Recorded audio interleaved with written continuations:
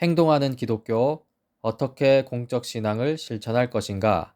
10번째 시간, 결혼과 가정입니다. 먼저 간추린 내용을 살펴보겠습니다. 복음을 위해서는 독신이 더 가치 있게 여겨집니다. 하지만 결혼과 가정은 사회의 공익에 중요한 기여를 합니다. 첫째로, 결혼과 가정은 자녀를 키우는데 꼭 필요합니다. 둘째로, 결혼과 가정은 언약에 대한 영속적 헌신으로 세워지며 이는 사회의 번영에 기여합니다. 따라서 국가는 자녀를 키우는 결혼 관계를 지원해야 하며 또 이성 간 결혼뿐 아니라 동성 간 결혼 또한 법적으로 동등하게 대우해야 합니다. 제 개인적으로 오늘의 내용은 온전히 동의할 수 없는데요. 같이 좀 살피면서 저자의 입장에 대해 이 평가를 해보고자 합니다.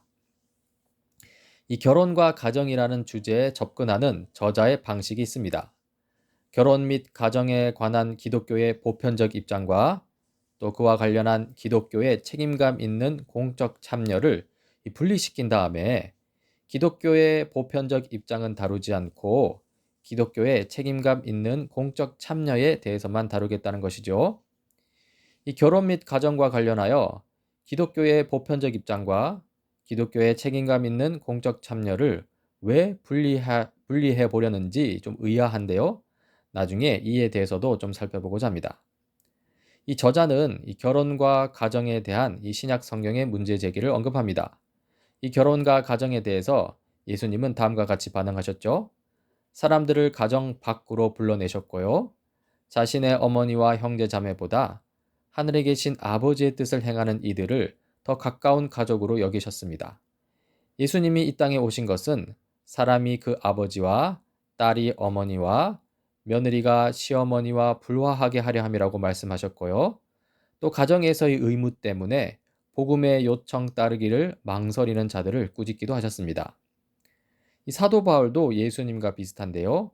이 결혼에 따라오는 이 세상 일에 얽매이는 상황을 안타까워한 것이죠. 고린도전서 8장 32절로 34절입니다. 나는 여러분이 염려 없이 살기를 바랍니다. 결혼하지 않은 남자는 어떻게 하면 주님을 기쁘게 해 드릴 수 있을까 하고 주님의 일에 마음을 씁니다. 그러나 결혼한 남자는 어떻게 하면 자기 아내를 기쁘게 할 수 있을까 하고 세상 일에 마음을 쓰게 되므로 마음이 나뉘어 있습니다. 이렇듯 예수님과 바울 이 둘 다 이 결혼에 대해 우려를 표하고요. 그래서 이 독신을 더 선호하는 듯합니다. 바울은 고린도 교인들에게 할 수 있으면 미혼으로 남아 있으라고 조언하고요. 예수님은 천국을 위하여 스스로 된 고자를 칭찬하십니다. 이 신약 성경의 문제 제기에 따르면요.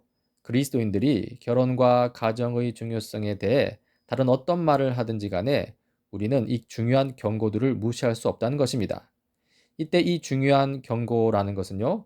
이 복음의 중요성과 복음 전파의 시급성에도 불구하고 결혼과 가정에 얽매여서 복음이라는 우선순위를 놓치는 것에 대한 경고라고 할 수 있습니다. 그리고 그럼에도 불구하고 이 결혼과 가정이 주는 유익이 있는데요.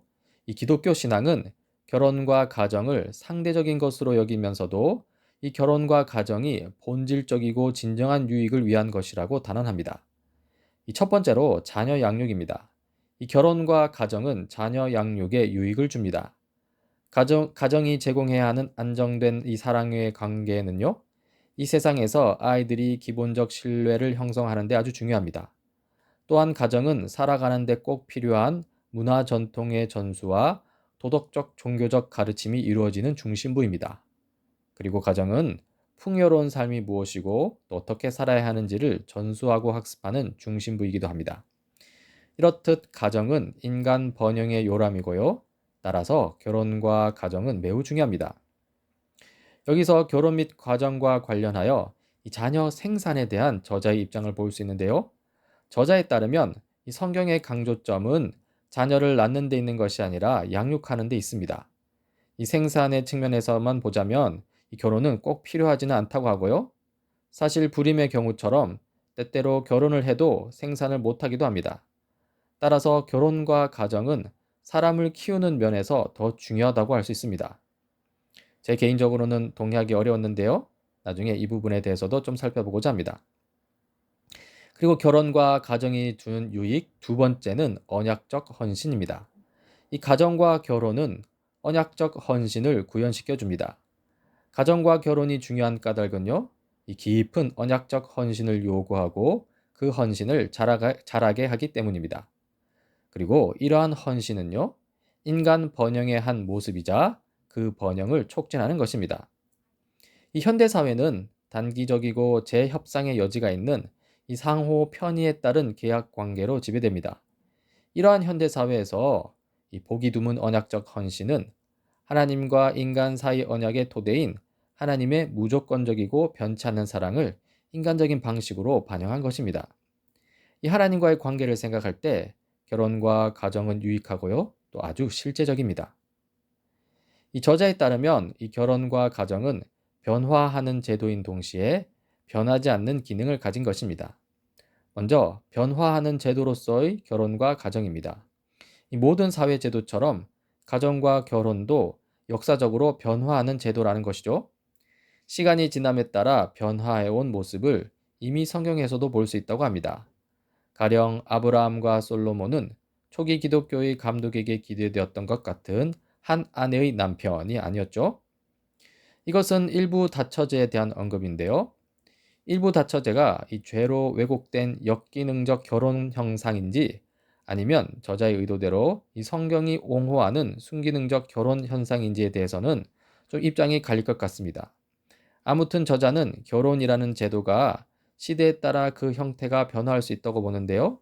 그런 면에서 이 동성 간의 결혼 또한 특정 시대 속에서 허용될 수 있다는 주장을 하고 싶은 것이 아닐까 싶습니다. 한편 결혼과 가정에 변하지 않는 기능이 있는데요. 바로 자녀 양육입니다. 이 저자는 사회의 모든 아이의 양육을 위해서 건강한 가정 외에 우리가 아는 성공 가능한 방법은 없다고 합니다. 그렇다면 가정은 번영에 꼭 필요한 것이고요. 따라서 정부는 조세 정책이로든 또는 법정 유급 육아휴직이나 다른 접근법으로든 이 자녀 양육을 위해 가정을 적극 지원해야 한다는 것입니다. 이 전반적으로 저자는 이 결혼과 가정의 본질적인 목적으로 이 자녀 양육에 초점을 맞추는 것을 볼 수 있습니다. 그리고 나서 이 동성 간 결혼에 대해서 살펴보고자 하는데요. 이 동성 간 결혼에 대한 서로 다른 이슈들이 있습니다. 먼저 교회적 문제입니다. 교회가 동성 간의 결합을 축복해야 하는가 하는 것이죠. 다음으로 법적 문제입니다. 이 동성 간 결혼이 이성 간 결혼과 이 법적으로 동등하게 대우를 받아야 하는가를 다루는 문제입니다. 마지막으로 도덕적 문제입니다. 동성 간의 성관계는 정당한가를 다루는 것이죠. 이 세 가지 이슈 중에서 이 저자는 법적 문제에 초점을 맞춥니다. 이 저자가 주장하는 바는 다음과 같습니다. 즉, 저자의 판단은요, 그리스도인들은 동성 간 결합에 대해서도 이성 간 결합과 동등한 법적 보호를 제공하고 동일한 법적 규정이 적용되도록 해야 한다는 것입니다. 이러한 주장의 근거로 두 가지를 제시합니다. 먼저 결혼의 중요한 두 가지 이유가 이 동성 간의 결합에도 해당되기 때문입니다. 이 자녀 양육을 위한 안정된 가정을 이룬다는 것이 한 가지였고요. 또 깊은 언약적 헌신의 관계를 구현한다는 것이 다른 한 가지였죠. 따라서 정부는 이성 간의 결합과 동일하게 이 동성 간의 언약적 결합도 적극적으로 지지해야 하고요. 그 결합의 장애물을 제거할 충분한 이유도 있다는 것입니다.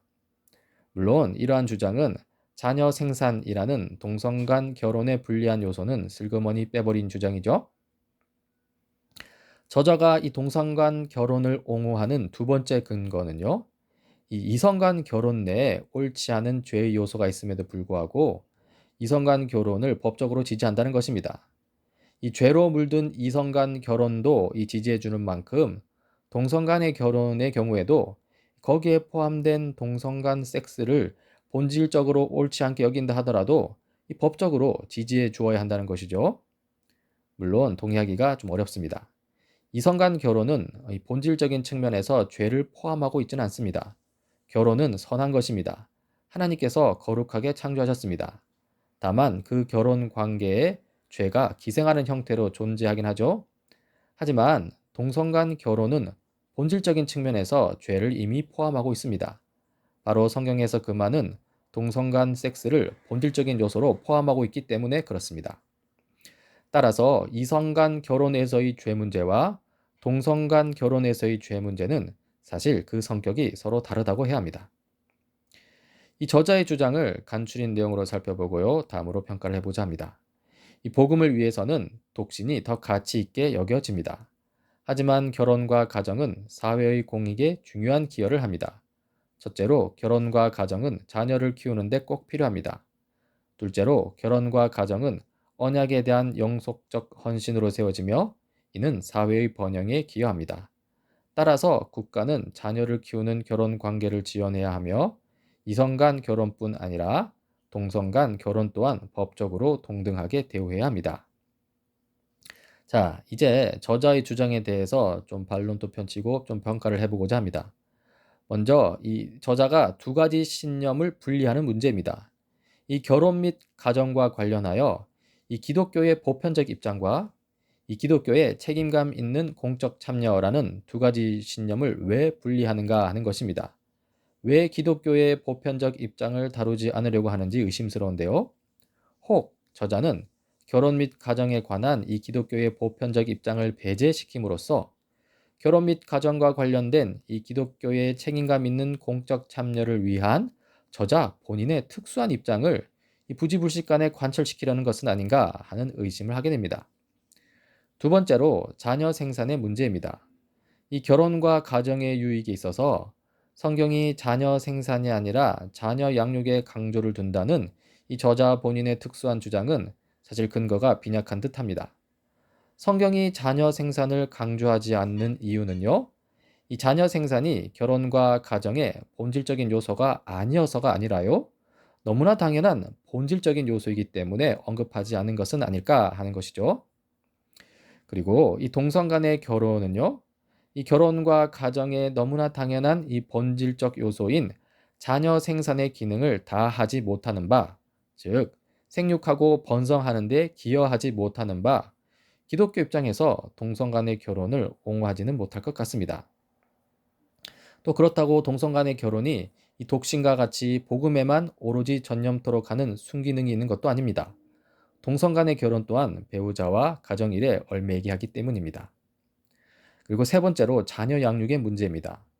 동성 간의 결혼 및 가정은 입양한 자녀로 하여금 남성 보호자와 여성 보호자의 협력에 의한 양육이라는 이 남녀 양성 부모의 성적 다양성을 통한 양육의 기회를 원천적으로 봉쇄합니다.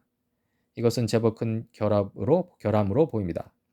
가령 남성만으로 이루어진 부모 아래 양육되는 여자아이가 이 첫 생리의 심리적 불안감을 충분히 공감받을 수 있겠는가 하는 것이죠. 여성만으로 이루어진 부모 아래 양육되는 남자아이가 왕성한 성적 충동에 대해서 충분히 공감받을 수 있겠는가 하는 것이죠. 이 기독교는 생물학적 몸의 중요성을 결코 무시하지 않습니다. 생물학적 몸에 따른 정신적 특성 또한 간과하지 않습니다. 동성 간 결혼 및 가정은요, 이 부모의 생물학적, 정신적 다양성을 스스로 제한함으로써 상당히 크나큰 자녀 양육의 결함을 지니는 것 같습니다. 마지막으로 동성 간 결혼의 법제화 문제입니다.